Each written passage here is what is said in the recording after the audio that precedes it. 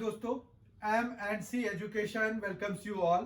M&C education में आप सबों का बहुत बहुत स्वागत। आज के इस वीडियो सेशन में हम प्रोग्रेशंस देखने जा रहे हैं from competitive examination point of view.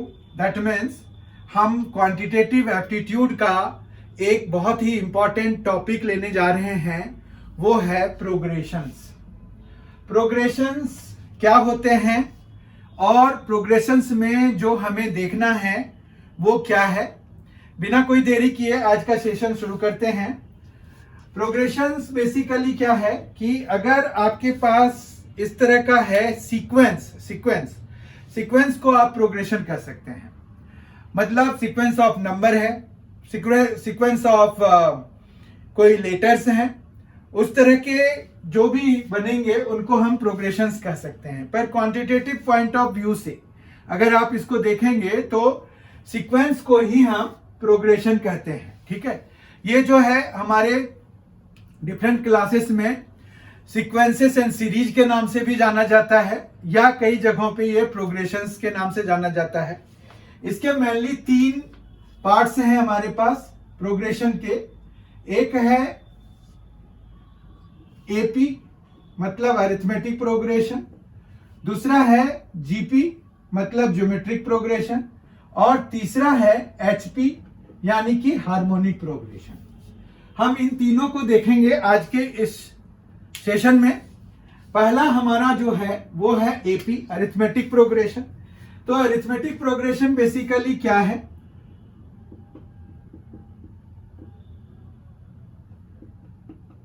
Arithmetic progression क्या है?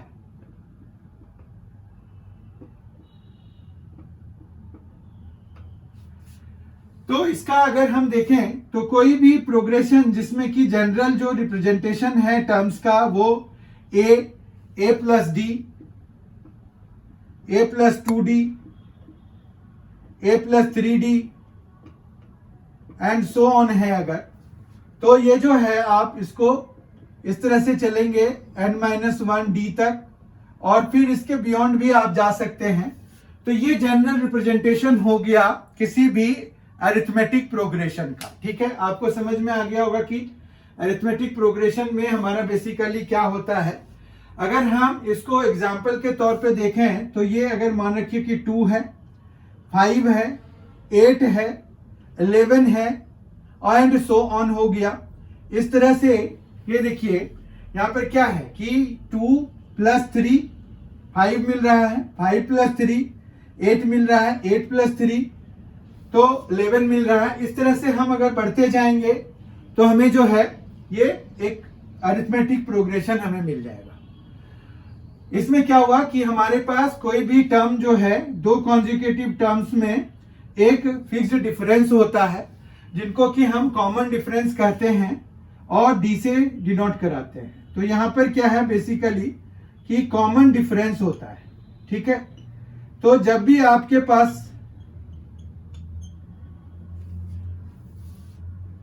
अरिथमेटिक प्रोग्रेशन होगा तो उसमें कॉमन डिफरेंस होंगे किसी भी 2 कॉन्जिक्यूटिव टर्म्स के बीच। ले लीजिए जैसे आप 2 और 5 के बीच जो डिफरेंस देख रहे हैं वो 8 और 11 के बीच में होगा, या फिर कोई भी हम कितना भी दूर जाके 2 कॉन्जिक्यूटिव टर्म्स को लेंगे तो उनके बीच का भी डिफरेंस जब हम निकालेंगे तो वो हमेशा इसी कॉमन डिफरेंस के बराबर आएगा, जो कि यहाँ पर 3 है। ठीक है, इस तरह से अगर हम nth टर्म की बात करें तो ये जो आपको है यहाँ पर, इसको हम nth टर्म कहते हैं।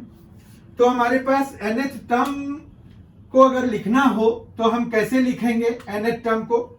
तो ये जो है हम an या फिर tn से डिनोट करा देते हैं, और ये जो है हम कैसे लिखते हैं? तो ये first term plus n-1 into D. अब इसको याद रखने के लिए थोड़ा हम अगर ये समझ लें कि ये बन कैसे रहा है, तो यहां पर अगर आप ध्यान से देखिए तो फर्स्ट टर्म में डी है क्या? नहीं है। सेकेंड टर्म में डी जाके इंट्रोड्यूस हुआ है, थर्ड टर्म में देखिए 2d है, फोर्थ टर्म में ये 3d है, ऐड जो हो रहा है a के साथ वो देखिए आप। सेकेंड टर्म में d मतलब 2 - 1 तो 1 हो गया, थर्ड टर्म में ये 2 हो रहा है, यानी कि 3 - 1। तो जो एथ टर्म है वो मतलब थर्ड टर्म है तो उससे एक कम, मतलब 3 - 1। फोर्थ टर्म है तो 4 - 1। इस तरह से अगर हम nth टर्म निकालना चाहेंगे तो हमें क्या मिलेगा, a + n - 1d मिलेगा। ठीक है, तो ये इस तरह से हमारे पास nth टर्म आ जाता है। अब जो है अगर हमें सम ऑफ n टर्म्स अगर निकालना है इसमें, जिसको कि हम किससे डिनोट कराएंगे, सम ऑफ n टर्म्स को हम डिनोट करा देते हैं Sn से। Sn का फॉर्मूला होता है n/2 into 2a plus n - 1 और इंटू में d। ठीक है, ये फॉर्मूला आप याद रख लीजिए। या फिर आपके पास एक और फॉर्मूला होता है, वो है कि n/2 और आपके पास a1 मतलब फर्स्ट टर्म और an मतलब लास्ट टर्म। अगर आपके पास फर्स्ट टर्म और लास्ट टर्म दिया हुआ है और उनके बीच में कितने टर्म्स हैं, मतलब टोटल नंबर ऑफ टर्म्स दिए हुए हैं, फर्स्ट एंड लास्ट इंक्लूड करते हुए, बीच में नहीं, मतलब सारे total number of terms of that progression अगर आपको दिया हुआ है, फर्स्ट टर्म भी आपको पता है, लास्ट टर्म भी पता है, तो आप जो है इस तरह से सम निकालेंगे। ठीक है, कई बार अगर हमें फर्स्ट टर्म दिया हुआ होता है और लास्ट टर्म दिया होता है तो हम जो है अगर कॉमन डिफरेंस हमें पता है तो हम नंबर ऑफ टर्म्स निकाल सकते हैं। तो वो हम कैसे, nth टर्म का फॉर्मूला लगा के निकाल सकते हैं, n की वैल्यू हो जाएगी तो वो टोटल नंबर ऑफ टर्म्स दे जाएगा। तो इस तरह से हमारे पास यहाँ पर बेसिकली एपी में अरिथमेटिक प्रोग्रेशन में ये 3 बातें होती हैं। ठीक है, ये 3 बातें हो गई हमारे पास कि उसका कॉमन रिप्रेजेंटेशन क्या है। ठीक है, जनरल रिप्रेजेंटेशन आप कर सकते हैं इसको। nth टर्म क्या है जिसको कि हम an या tn से डिनोट करा देते हैं, और सम ऑफ n टर्म्स के लिए वी यूज 2 फॉर्मूलाज। ये दोनों कंडीशनल फॉर्मूलेज हैं। अगर आप देखिए तो जब तक कि लास्ट टर्म पता नहीं होगा तो आप ये फॉर्मूला यूज नहीं करेंगे, पर दोनों इंटर कन्वर्टेबल भी हैं, मतलब एक दूसरे को आप इंटरचेंज कर सकते हैं। जैसे आप बहुत इजीली ये समझ सकते हैं कि ये वाला फॉर्मूला जो है, यहाँ पर देखिए 2a है ना, तो हम इसको a + a लिख सकते हैं और ये n - 1 इंटू d हो गया। अब अगर ये देखिए तो ये जो है a + n - 1d को आप an ही तो लिखेंगे, और ये फर्स्ट टर्म है, यानी कि हम इसको अगर प्रॉपर रिप्रेजेंटेशन की वाइज लिखेंगे तो हम इसको a1 लिख सकते हैं। तो इस तरह से आपके पास a1 + an हो जाएगा। इस फॉर्मूले को अगर हम दूसरे टर्म में लिखेंगे तो ये आपका फिर यही बन जाएगा। ठीक है, तो ये दोनों आपस में इंटरचेंज किए जा सकते हैं। तो हमारे पास ये है। उसके बाद एक और चीज है am निकालना। am मतलब अरिथमेटिक मीन निकालना। अरिथमेटिक मीन के लिए हम, क्योंकि उसके बेसिस पर भी क्वेश्चन आते हैं, तो वो भी एपी से रिलेटेड है। तो अरिथमेटिक मीन हम कैसे निकालते हैं, मान रखिए कि हमारे पास 2 नंबर्स हैं a एंड b। ये 2 नंबर्स हैं, इनके बीच में हमें अरिथमेटिक मीन निकालना है, तो वो हम a + b/2 करके निकालते हैं। ठीक है, मतलब हमें क्या करना है, अगर am निकालना है तो वो हो जाएगा a + b/2। ये कब, ये तब जब आप जो है आपके पास 2 नंबर्स दिए हुए हैं a एंड b। तो a and b are 2 numbers, तो am बिटवीन ये हो गया बिटवीन a एंड b। तो ये अरिथमेटिक मीन हो गया। ये हम देखेंगे इसका क्या यूज करते हैं। ठीक है, तो ये अरिथमेटिक मीन। अब हमने एपी के तो जो मेन कंपोनेंट्स थे वो देख लिए। अब हम देखते हैं जीपी के। जीपी का पहले हम देखेंगे जनरल रिप्रेजेंटेशन क्या होता है। अब हम इसको देख रहे हैं। जीपी का जो, जैसे हमने एपी का देखा था, उसी तरह से अगर जनरल रिप्रेजेंटेशन की बात करें तो जीपी को हम इस तरह से AR square, AR cube and so on, AR power n - 1 and so on से रिप्रेजेंट करा सकते हैं। ठीक है, तो यहां पर बेसिकली अगर हम एग्जाम्पल ढूंढने जाएं तो हमें क्या मिलेगा एग्जाम्पल। तो जैसे मान रखिए कि 2 है, फिर 6 है, फिर 18 हो जाएगा, फिर 54 हो जाएगा। तो यहां पर आपको पता चल गया होगा कि कोई भी 2 कॉन्जिक्यूटिव टर्म्स अगर आप लेंगे तो वो ना अगर डिवाइड कराएंगे तो सेम आएगा। जैसे अगर हम यहां पर 2 और 6 ले लेते हैं, 2 और 6 है तो ये डिवाइड अगर कराएंगे 6 डिवाइडेड बाय 2 तो ये 3 आएगा। इन दोनों को लीजिए, 54 डिवाइडेड बाय 18 तो भी 3 आएगा। ये दोनों सेम आ गए। ये जो सेम आ रहे हैं इनको हम कॉमन रेशियो कहते हैं। ठीक है, मतलब जो हमारे पास आर है उनको हम कॉमन रेशियो कहेंगे। ये जो आर है उनको, यहां पर आर है, आर स्क्वायर है, तो ये जो आर से हमें आर टाइम्स हो रहा है, हर एक टर्म अपने प्रीवियस टर्म से आर टाइम्स हो रहा है। अब ये आर की वैल्यू आपके 1 को छोड़ के कोई भी हो सकता है। 1 अगर होगा तो ये कांस्टेंट प्रोग्रेशन हो जाएगा, सेम ही नंबर हमें मिलेंगे, क्योंकि 1 पर कोई भी पावर अगर है तो भी तो 1 ही आएगा। तो इसीलिए 1 यूजुअली नहीं होगा हमारे पास, नहीं तो वो एपी भी हो जाता है, जीपी भी हो जाता है और एचपी भी हो जाता है। एचपी अभी हम करेंगे, अभी तो हमने एपी किया है। तो अरिथमेटिक प्रोग्रेशन आपको पता है कि उनमें हर एक का कांस्टेंट डिफरेंस रहता है। तो अगर कोई कांस्टेंट सीक्वेंस अगर आपको दिया हुआ है, कांस्टेंट प्रोग्रेशन अगर दिया हुआ है, तो वो जो है बेसिकली क्या होगा, एपी में भी होगा विद कॉमन डिफरेंस 0 और वो जीपी में भी होगा विद कॉमन रेशियो 1। वहां कॉमन रेशियो होता है, यहाँ कॉमन डिफरेंस होता है, यहाँ कॉमन रेशियो होता है। ठीक है, यहाँ पर कोई भी 2 टर्म्स अगर कॉन्जिक्यूटिव लेते हैं उनको जब हम डिवाइड कराएंगे, फिर थोड़ी दूर जाके भी हम अगर 2 कॉन्जिक्यूटिव टर्म्स लेते हैं उनको हम डिवाइड कराएंगे, बड़े वाले को छोटे वाले से डिवाइड करेंगे तो हमें जो मिलेगा वही सेम हमारे पास यहाँ पर आएगा।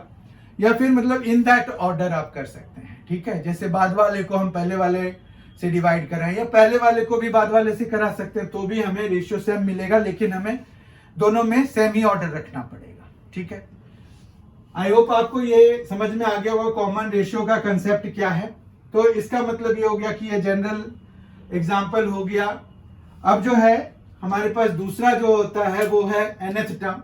तो nth टर्म जो है किसी भी जीपी का an या tn से रिप्रेजेंट करते हैं, जैसे हमने एपी के केस में किया था, और वो हो जाता है a r पावर n-1। तो आप अगर सीधा इसका मान रखिए, इस वाले जीपी का 10th टर्म अगर चाहिए आपको तो आप 10th टर्म निकाल सकते हैं, कोई दिक्कत नहीं है।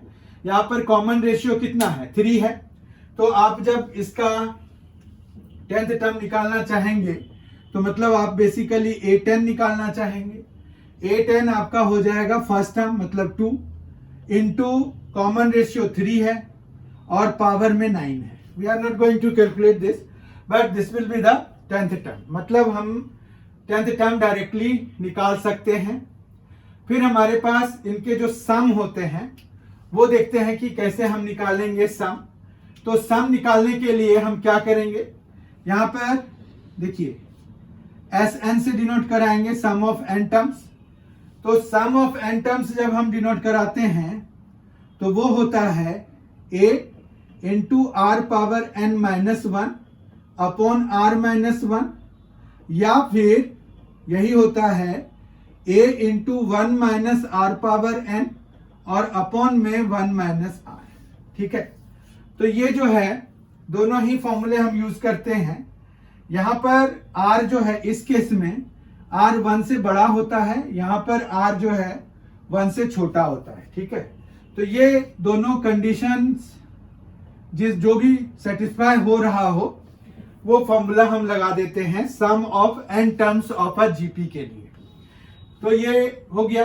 अब जो है हम यहां पर क्या करने जा रहे हैं, GM निकालने जा रहे हैं। GM मतलब ज्योमेट्रिक मीन। ज्योमेट्रिक मीन जैसे AM हमने निकाला था उसी तरह से GM निकालते हैं। तो जीएम के लिए हमारे पास फॉर्मूला होता है, अगर दो नंबर्स हमने लिए हैं ए और बी, तो GM between A and B is equal to होता है root under of A B. बस इसी चीज का ध्यान रखिए, ठीक है। तो इस तरह से हमारे पास जीपी का ये जो चार बेसिक है, चार बेसिक्स जो जीपी के लिए यूज हम करते हैं, जिनके बेसिस पर हमें कॉम्पिटिटिव एग्जामिनेशंस में क्वेश्चन पूछते हैं, तो वो हमने कर लिया।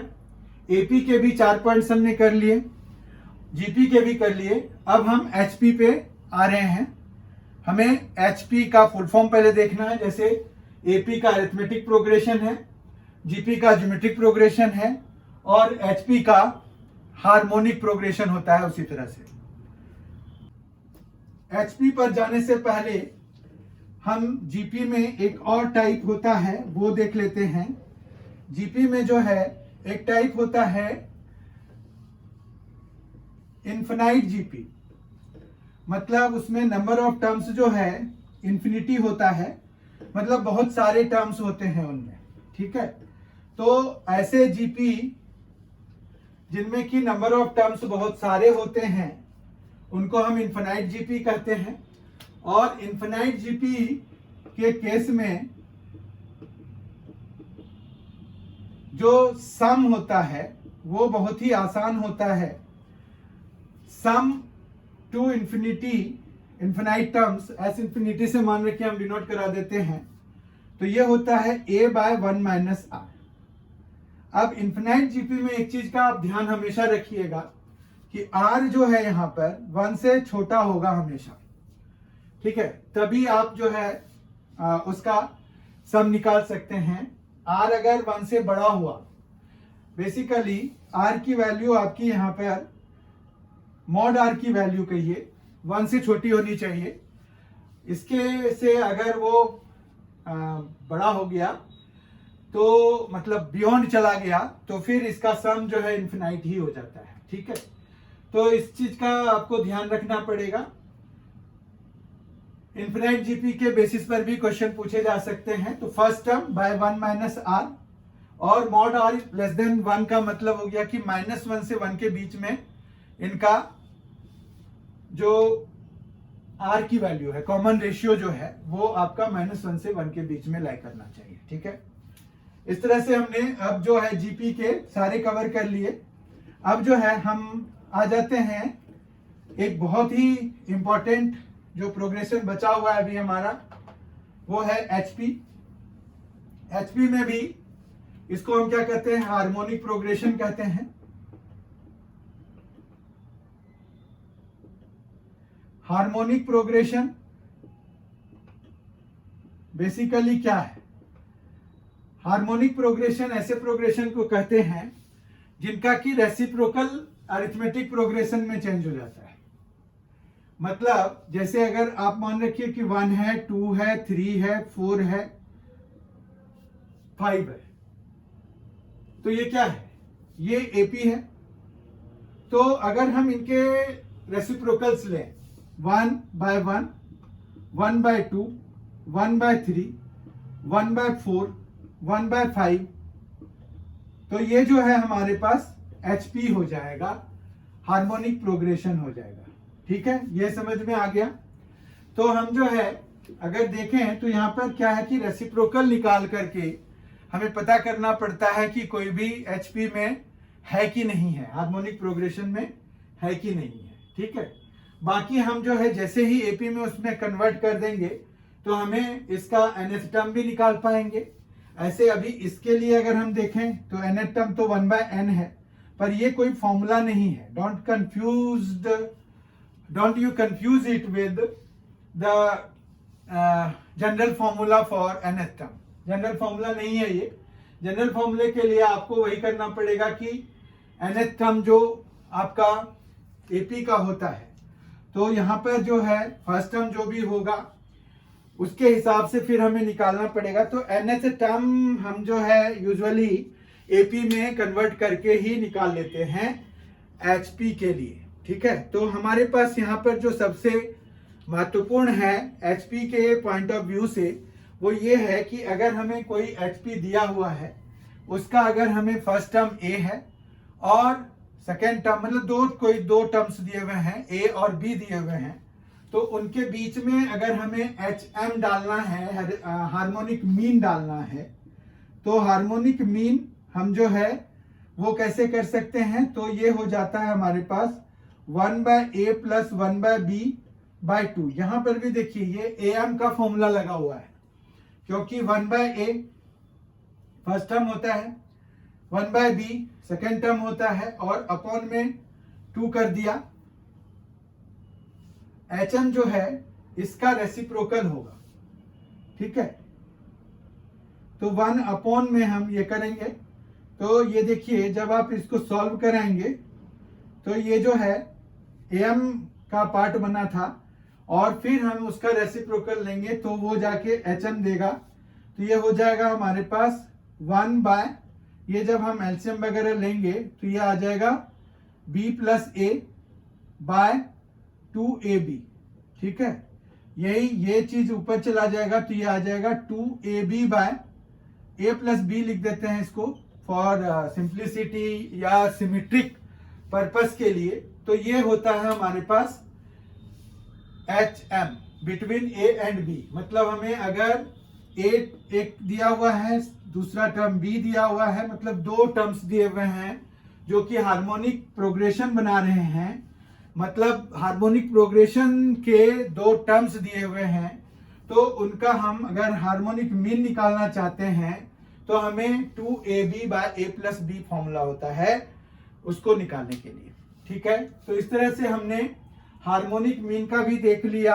बाकी ये देख लिया कि जो भी काम करना है हार्मोनिक प्रोग्रेशन पे, तो वो आप उसको एपी में कन्वर्ट करके हमेशा कर सकते हैं। अब हम देखेंगे कि रिलेशनशिप क्या है एएम, जीएम और एचएम के बीच में, ठीक है। तो मतलब हम इन तीनों के बीच का रिलेशनशिप देखने जा रहे हैं। तो देखते हैं कि ये कैसे रिलेटेड हैं, मतलब क्या होता है इनका। यहां पर देखिए अगर हम ले लें ए एंड बी, हम दो नंबर्स ले लेते हैं। यहां पर ए जो है ग्रेटर देन बी रख लेते हैं, ठीक है। अब ए और बी दो नंबर्स हैं, उनके बीच में अगर हमें एम लिखना है तो वो क्या होगा, वो होगा a plus B by 2। GM लिखना है तो वो क्या होगा, वो होगा root under of A B. और एचएम अगर लिखना है तो वो क्या होगा, वो होगा 2ab by a plus B. ये सारे तीनों ही हमने अभी निकाले हैं। अब देखिए am इंटू एच एम अगर हम कर दें, am इंटू एच एम अगर करेंगे हम तो हमें क्या मिलेगा, am इंटू एच एम अगर हम करेंगे तो हमें क्या मिलेगा, देखते हैं। ये हो गया a plus B by 2 into H M है 2ab by a plus B, ठीक है। तो पहले तो इन दोनों 2 को कैंसिल करा दीजिए, फिर ये a प्लस बी है, ये भी a प्लस बी है, दोनों कैंसिल हो जाएगा, तो ये आपके पास ab आ गया। अब ab अगर आप देखिए तो ये यहां पर है, तो हम अगर gm का स्क्वायर करा दें तो हमें जो है मिल जाएगा ab, ठीक है। तो मतलब क्या हुआ, am इंटू एच एम जो है वो gm का होल स्क्वायर के बराबर है। अब ये इसका यही मतलब हुआ कि am, gm और hm जो है वो हमारा ज्योमेट्रिक प्रोग्रेशन में है। कैसे, अगर मान रखिए हमारे पास a b c 3 हैं जो कि जीपी में हैं, ठीक है। तो आप अगर देखेंगे तो बी स्क्वायर जो है वो ac के बराबर होता है। तो हमारे पास am अगर a मान लें, hm जो है c मान लें, ये b मान लें, तो देखिए ये इसी चीज को सेटिस्फाई कर रहा है। तो यानी कि a b c आपका जीपी में है, तो इस हिसाब से ये आ जाएगा कि am, ठीक है, फिर gm और फिर HM आर इन GP। ठीक है, ये सभी क्विक क्वेश्चंस, मतलब कॉन्सेप्चुअल क्वेश्चंस कई बार वो पूछ देते हैं किसी भी कॉम्पिटिटिव एग्जामिनेशन में कि बताइए ये जो है तीन जो दिए हुए हैं वो क्या है, मतलब वो AP में है, जैसे AM GM और HM दे देंगे और कहेंगे कि ये बताइए कि GP में है, AP में है या HP में है या किस में है, नन ऑफ दीज में है। तो उसके बेसिस के लिए हमारे पास ये है कि AM GM और HM जो है ये GP ज्योमेट्रिक प्रोग्रेशन को फॉलो करते हैं। AM इंटू HM जब कराएंगे तो वो GM का स्क्वायर के बराबर हो जाता है। फिर और एक इंपॉर्टेंट चीज देखते हैं कि अगर हम AM और GM के बीच में कंपेयर करना चाहते हैं तो वो क्या हमें दे जाएगा। AM और GM के बीच में अगर हम कंपेयर करना चाहते हैं तो हम जो है दोनों का डिफरेंस निकालेंगे। ठीक है, डिफरेंस निकालेंगे तो यहां पर जैसे डिफरेंस हम निकाल रहे हैं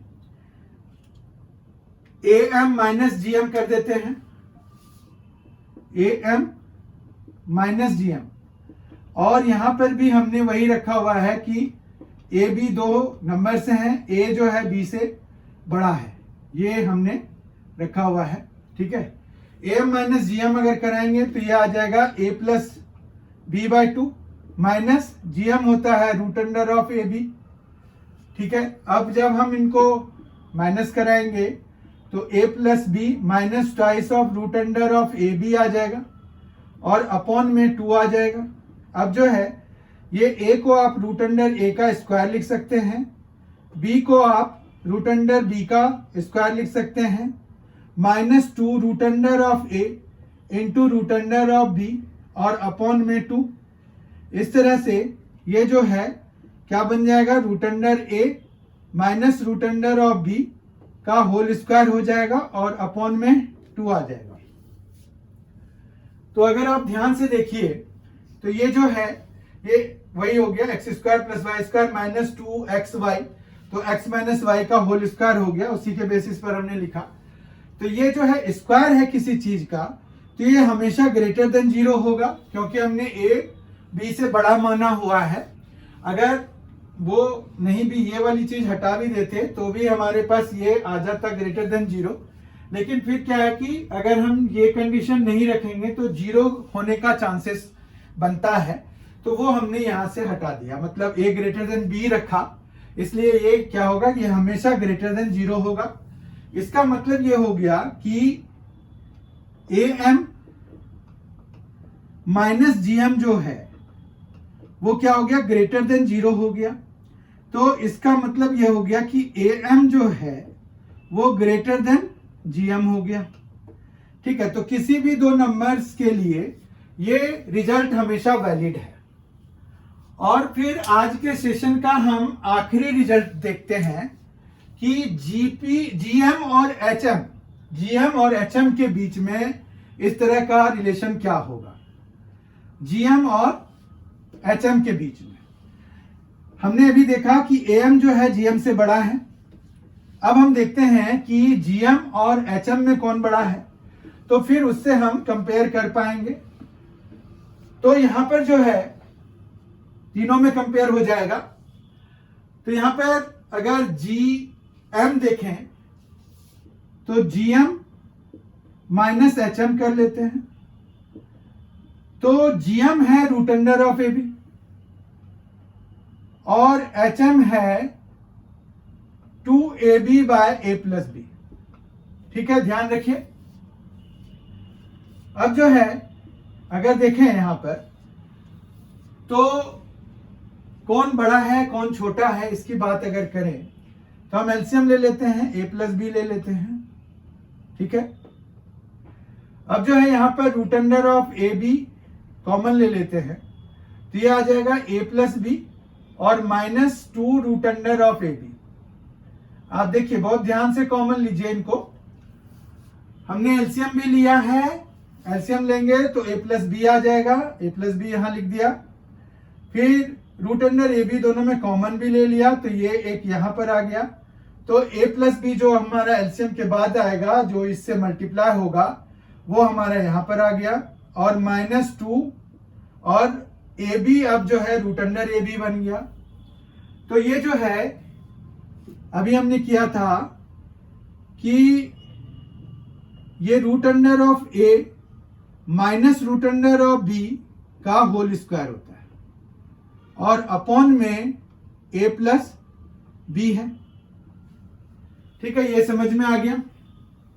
अब जो है हमारे पास a ग्रेटर देन b है, तो इसके नेगेटिव होने का चांस है नहीं, इसके भी नेगेटिव होने का चांस नहीं है, नहीं तो ये इनवैलिड हो जाएगा। तो ये कुल मिला के क्या हुआ कि ये ग्रेटर देन 0 हो गया, क्योंकि ये स्क्वायर है, और बाकी दोनों जो चीजें हैं वो भी पॉजिटिव हैं। a प्लस बी भी पॉजिटिव है और रूट अंडर ए बी भी पॉजिटिव है। तो ये बेसिकली 0 से बड़ा हो जाएगा इसकी वैल्यू, मतलब gm माइनस एच जो है वो क्या हो जाएगा, ग्रेटर देन 0 हो जाएगा। तो gm जो है hm से इस तरह से बड़ा हो गया, और हमने देखा था कि am जो है वो gm से बड़ा होता है। तो इस तरह से हमारे पास जो है एक हिरार्की बन गई, वो ये है कि am is greater than gm and gm is greater than hm।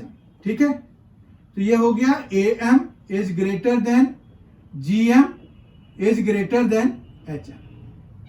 ठीक है, तो ये आज के सेशन का आखिरी डिस्कशन था, जिसमें कि हमने आज के सेशन में बेसिकली कंसेप्ट्स कवर किए जो कि प्रोग्रेशन से रिलेटेड थे, जो कि आपको किसी भी कॉम्पिटिटिव एग्जामिनेशन में क्वांटिटेटिव एप्टीट्यूड में पूछे जाते हैं।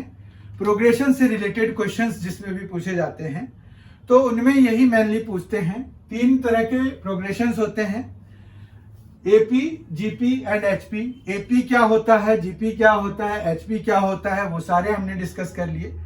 आई होप कि आपको आज का जो सेशन है वो बहुत ही फ्रूटफुल लगा होगा, या फिर अगर आप जब दोबारा देखेंगे, जब भी आप क्वेश्चन करेंगे, तो आपको लगेगा कि हाँ कुछ सीखा है। बहुत ही जल्द हम क्वांटिटेटिव एप्टीट्यूड के अगले वीडियो के साथ मिलेंगे। रीजनिंग का भी वीडियोस अपलोड किए जा रहे हैं, वो भी उसके साथ भी मिलेंगे। अगर आप कोई कंपटीशन की तैयारी कर रहे हैं, गवर्नमेंट जॉब के लिए कर रहे हैं, तो आप जो है M&C एजुकेशन चैनल को सब्सक्राइब कर सकते हैं। बेल आइकन प्रेस कर दीजिए ताकि आपको इसके द्वारा जो भी वीडियो अपलोड किए जाए तो उसकी जानकारी तत्काल मिल जाए। बहुत ही फ्रूटफुल होगा अगर आप इसको सब्सक्राइब करेंगे तो। बहुत ही जल्द हम मिलेंगे। Thank you so much, thanks a lot.